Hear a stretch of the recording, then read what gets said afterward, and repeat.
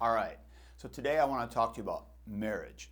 Specifically, I want to talk to you about who you should marry, or marrying the right person, or getting a marriage going in the right direction. This is a question people wonder about a lot. Who should I marry? How do I know? What kind of things should I think about when it comes to marriage?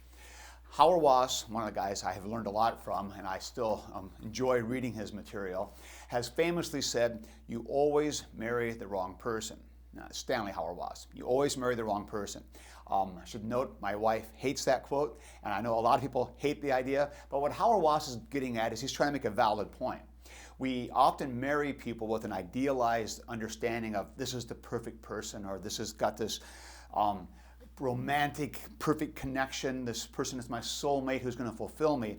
And Howard Wass makes the argument that reality is that we're marrying human beings, and these human beings will always fall short of our ideal. There are going to be people who are going to change and make different decisions over time. They're going to change how they operate, and so they end up being different than we thought. And so his point is, you don't marry the person you expect, and even if you do get the person you expect, they're not going to be this idealized kind of a thing. They're going to be a human being with real issues and real concerns and real histories that come into play.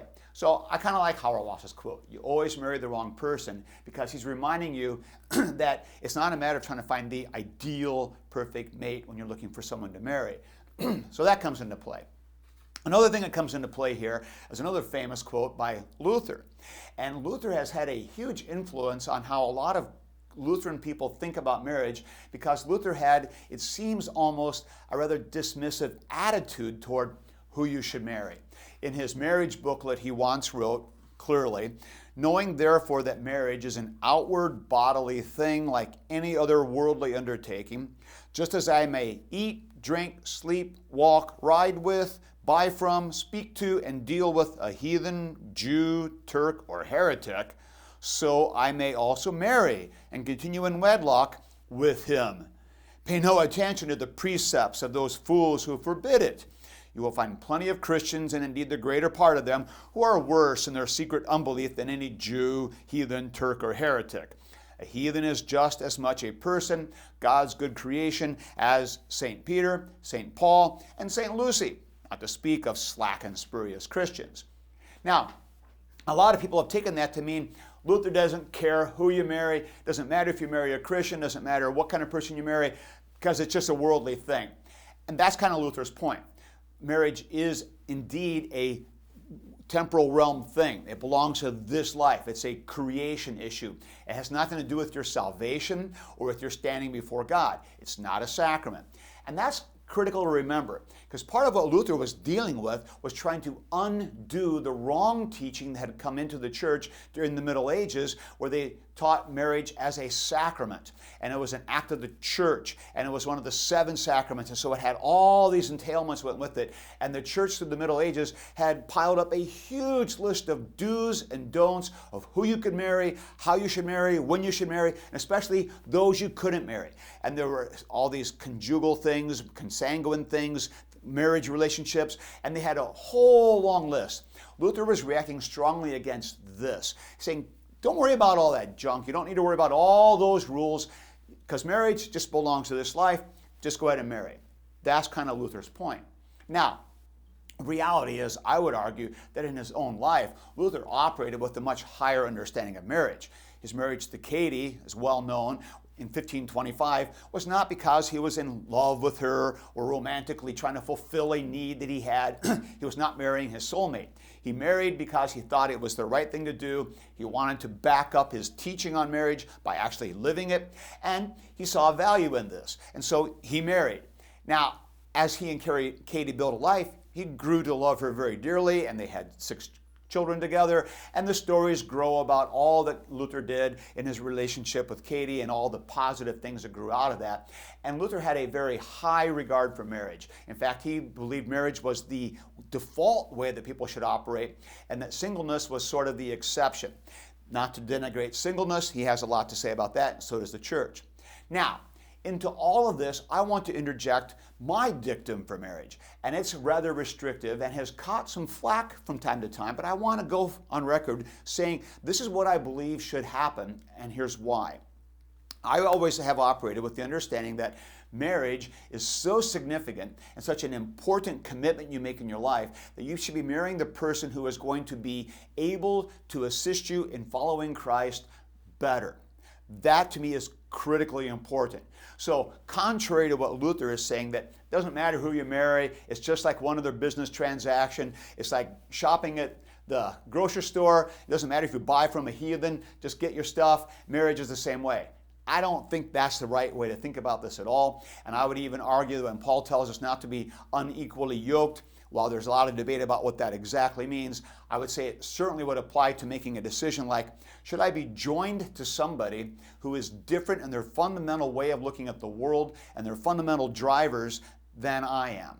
And that's where I'm coming down with my understanding that I believe marriage should be between two people who have the same commitment to Christ, the same commitment to following Him, and the same confession. So what does that mean in my context? It means that Lutherans should marry Lutherans.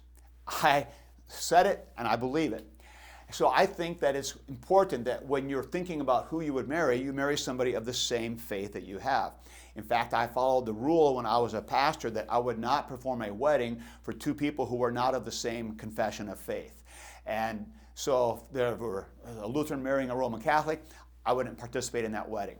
I know, hard-nosed, harsh, whatever you want to say, call it legalistic if you want.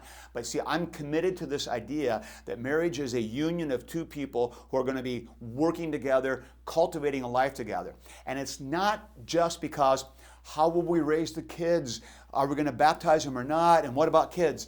Yeah, that's critically important. That's a big part of the discussion. And also thinking about family gatherings and how we celebrate different holidays. Sure, that's all important. But see, there's an even more important issue, which I'm going to make an even harder case for, and that is the formation and habituation that happens when you're living life with another person. When you live life with another person, you influence them. They influence you. You are enmeshed with each other. You're sharing your lives. You're sharing the way you're thinking. You're sharing how you operate. So you want to make sure that the person you're sharing your life with is helping you to grow in following Christ and is committed to the same things you're committed to and is seeking to do what God would have them to do in a way that is consistent with how you have been taught. That's really important. If a Lutheran is going to marry a Roman Catholic or a Baptist, that's going to have a profound impact on their Christian walk. We've all seen this happen. I'm kind of convinced that a lot of people will argue a lower view of the marriage threshold, that so long as they're Christian, so long as they're kind, so long as they're nice, because they have a different understanding of what marriage does and what it is. But if you understand marriage as a union of two people who are going to be helping each other be all that God would have them to be, how can you settle for less than, I want somebody who has the same commitments I do? Does this raise the bar high? Yeah, it kind of does. But I think that's where it belongs. And I'll make an argument for that based on habituation and formation and following Christ and the faithfulness that comes into that. I think I can make a case for all of that. I get Luther's point. But I also understand that while marriage is a temporal realm practice, and it is one that also helps us to be more faithful in following Christ in our temporal realm lives, and that also comes into play. Really important. So I'll stand by my dictum that a Lutheran should marry a Lutheran. My children knew that was one of the rules. Made it hard for them sometimes, to be honest. They knew that when it came even to a question of who they would date or who they become good friends with, there was no point in getting to know somebody who was not Lutheran because they weren't marriage material. They knew that. That was how it worked. Now, I'll also say this on the record. My parents didn't follow this rule. My father actually married my mother, who was not Lutheran at the time. She was part of the Christian church. And I know this happens. And I am a beneficiary of somebody marrying somebody who was not Lutheran and then coming into the faith. But I will also note that their religious differences or denominational differences were settled before the wedding day, which I would say is kind of an important thing. Get these things squared away, get things settled, get it taken care of. And it's important that this needs to be in place. So you can decide where you come down on your rules for who you should marry. And I'm not trying to make a legalistic rule that should be imposed on everybody that if you do this, if you don't follow my rule, you're sinning. I'm not suggesting that. I am suggesting that following this axiom or this way of operating, that I will marry somebody who has my same confession of faith, is a good rule of thumb for you to thrive in following Christ. If you violate it, are you sinning? I won't go there. But are you getting the best that you could have in seeking to follow Christ? I think I can make a case that you're compromising there. So we can have a discussion about this if you're so inclined. But that's my case for marriage and marrying somebody who has the same confession you do. And so maybe Hauerwas is right. We always marry the wrong person.